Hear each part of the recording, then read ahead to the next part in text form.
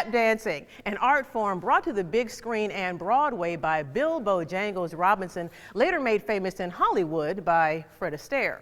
A Fort Wayne man had his own style of tap dancing, and after performing with entertainment greats in the 30s, 40s, and 50s, decided to shine up the fort with his own brand of soft shoe.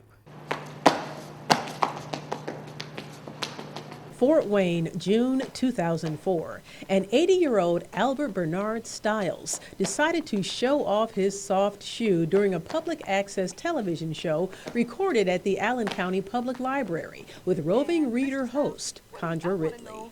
What made you get into tap dancing? I can always remember Mr. Stiles as being a person who was full of enthusiasm, optimism, and energy. And I never took no lessons. Stiles called himself a self-taught song and dance man. Raised in Tampa, Florida, he got his start in showbiz when he and his friend decided to take a train without their parents' knowledge to New York City to be on a CBS radio show.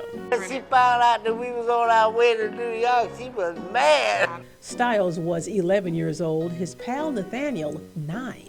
Major Edward Bowes and his original amateur hour. And I remember Major Bowes came on CBS. I was looking up, and I looked up top of the building, and I saw the CBS sign. I knew we was hot then. So hot, they got on the show, won a talent contest, and went on to perform at the World's Fair in New York City, the Apollo Theater, and Canada with such greats as Josephine Baker, Duke Ellington, and Ella Fitzgerald. He was just all over the place, tap dancing and singing. Stiles lost his partner during the war. Since he was stationed outside of Fort Wayne, he decided to settle in the city, get married, raise a family, and open what he called the world's best shoe shine.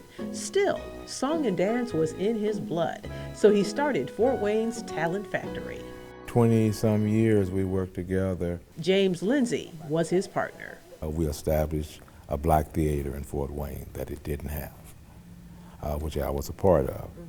We initially went in with the Talent Factory, and the next year we had a play. Each year since then. Stiles Shoe Shine and Talent Factory was located here in what is now an empty lot at 1804 East Wayne Street. It closed up shop about 20 years ago, but long before it did, Stiles inspired others to follow in his footsteps. I really respected him highly. I mean, I honored the man. One of those is Unity Performing Arts Director Marshall White.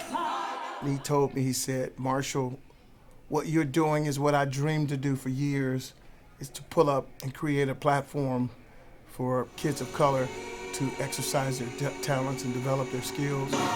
He applauded what I was doing, and he basically gave me his blessing. He got people jobs. He helped get people off of drugs.